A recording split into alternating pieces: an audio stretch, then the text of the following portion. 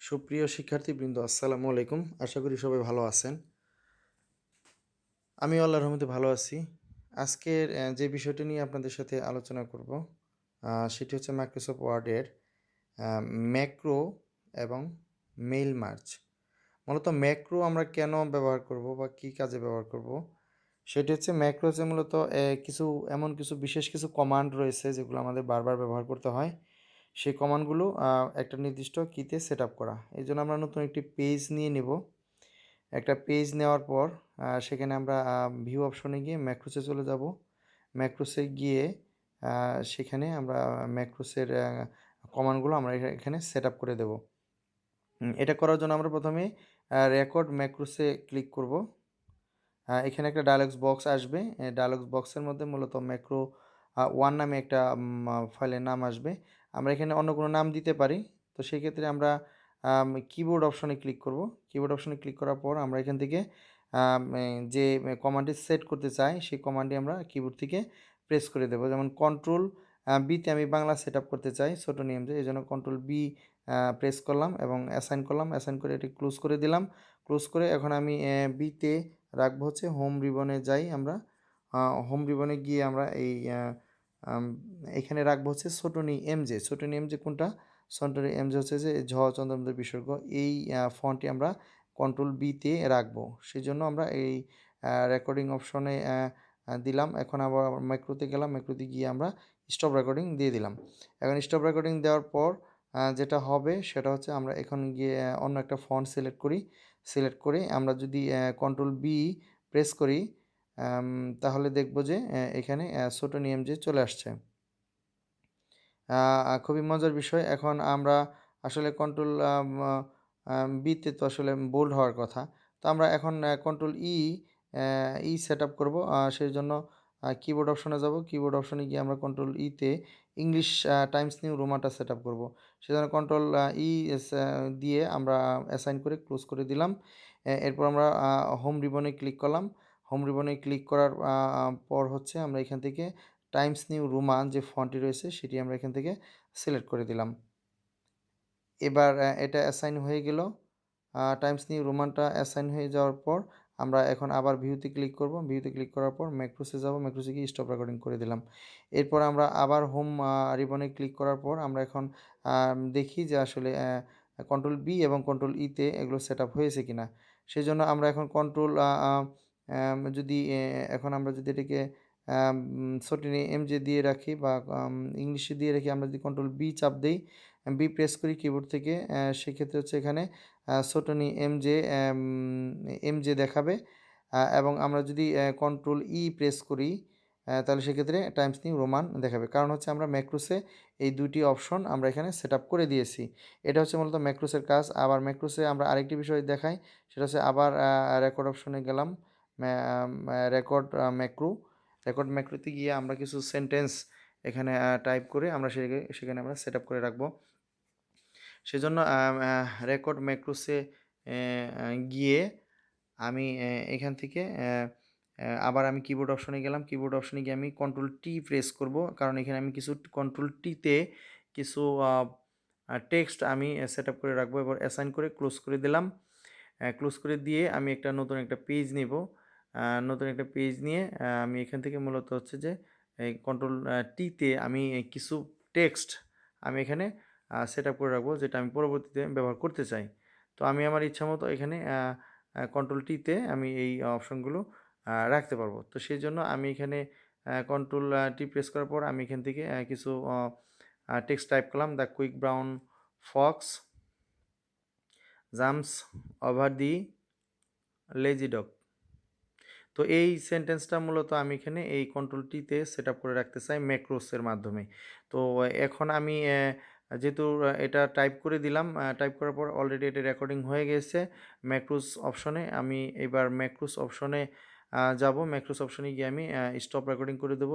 Stop recording করার পর আমি এখান থেকে আমি হচ্ছে এই ইন্টার প্রেস করব, নিচে চলে আসবো। এবার আমি যদি কন্ট্রোল টি প্রেস করি তাহলে দেখেন এই যে এই সেন্টেন্সটা বারবার চলে আসতেছে। আমি যতবার কন্ট্রোল টি প্রেস করব ঠিক ততবারই এখানে আমার এই সেন্টেন্সটি চলে আসবে। কারণ হচ্ছে কন্ট্রোল টিতে আমি ম্যাক্রোস অ্যাসাইনটা এটা করে দিয়েছি। সেজন্য এটা হবে। আমি যদি আরও বেশ কিছু করতাম তাহলে সেখানে আরও আমি যতগুলো করব ঠিক ততগুলো এখানে থাকবে।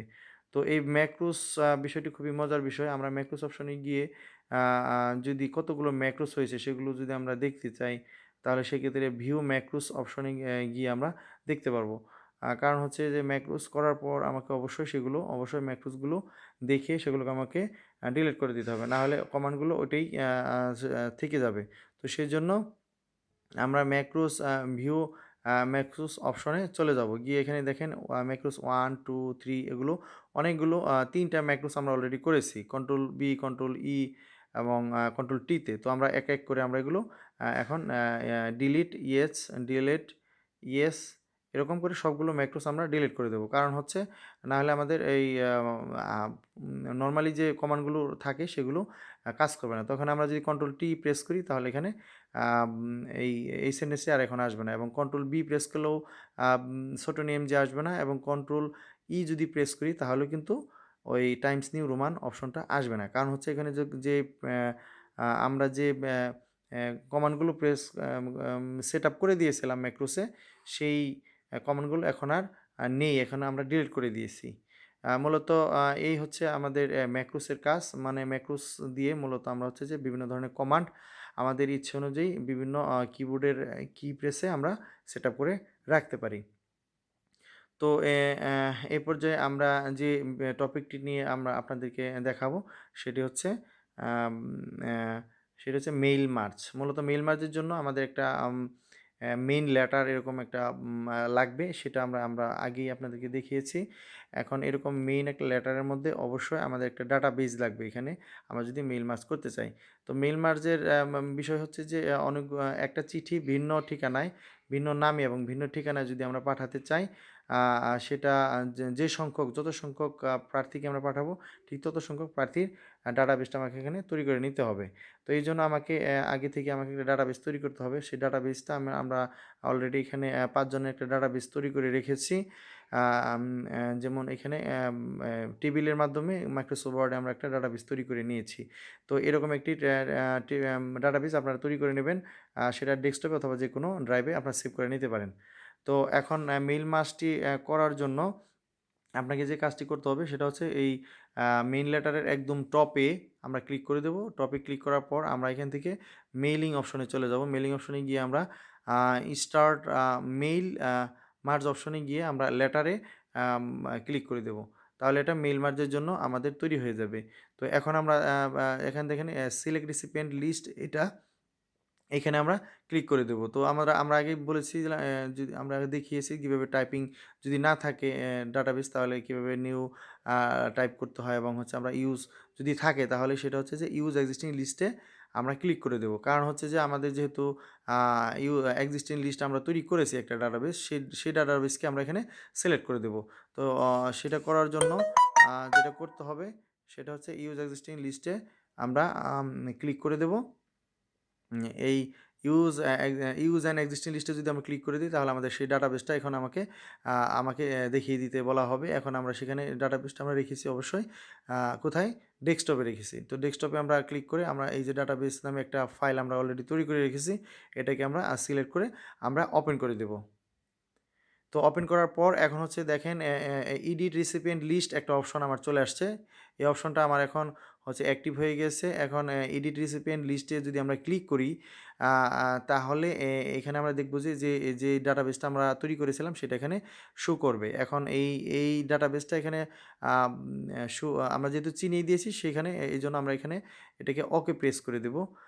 ওকেতে ক্লিক করে দেওয়ার পর আমার এখানে দেখেন আ ইনসার্ট মার্জ ফিল্ড অপশনটি আমাদের অ্যাক্টিভ হয়ে গেছে। এখানে আমাদের ডাটাবেজে যা আছে যেমন সিরিয়াল নাম্বার, নেম এগুলো সবগুলো এখানে আমরা ইনসার্ট করে দিতে হবে পরপর। তো আমরা ১ম এ সিরিয়াল নাম্বার, তারপরে নেম, এরপর এন্টার দিয়ে আমরা হচ্ছে যে ডিস্ট্রিক্ট, এরপর হচ্ছে যে আমাদের মোবাইল নাম্বার এগুলো আমরা করে দিলাম এবং আমি বলেছিলাম ডিআর এর পাশে কোনো নাম না লেখার জন্য। এখন আমরা ডিআর এর পাশে একটা স্পেস দেব। এখানে স্পেস দিয়ে আমরা ওই ইনসার্ট মার্জ ফিল্ড থেকে আমরা হচ্ছে একটা শুধু নেম অপশনটা আমরা এখানে ইনসার্ট করে দেবো, কারণ আমাদের ডিআরের পরে এখানে শুধু নেমটাই থাকবে, প্রার্থীর নেমটা থাকবে। তো এখন আমরা যেটা করব সেটা হচ্ছে যে এই অপশনগুলো ঠিক হয়েছে কি না সেটার জন্য প্রিভিউ রেজাল্ট অপশন একটা রয়েছে। সেই প্রিভিউ রেজাল্ট অপশনে যদি আমরা ক্লিক করি, তাহলে এখানে দেখতে পাবো যে ১ নম্বরে যার ডাটাবেজ রয়েছে তার অপশনটা আমাকে এখানে দেখাচ্ছে। তার মানে আমাদের ডাটাবেজের সাথে আমাদের মেইন লেটারের লিঙ্ক আপ হয়ে গিয়েছে।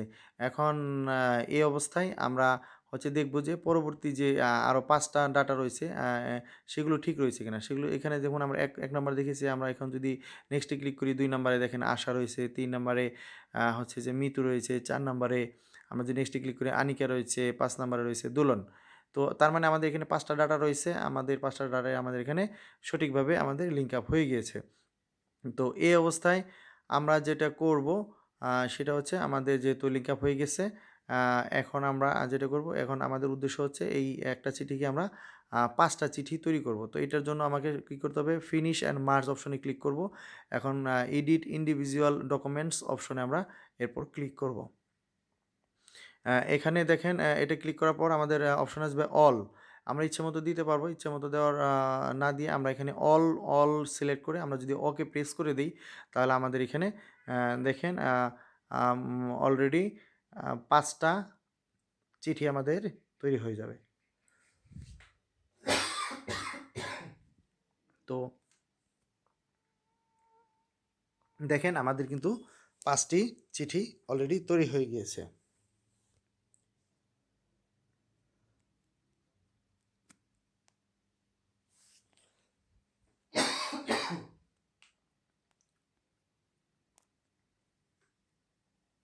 তো আমাদের উদ্দেশ্য হচ্ছে, মেল মার্জের উদ্দেশ্য হচ্ছে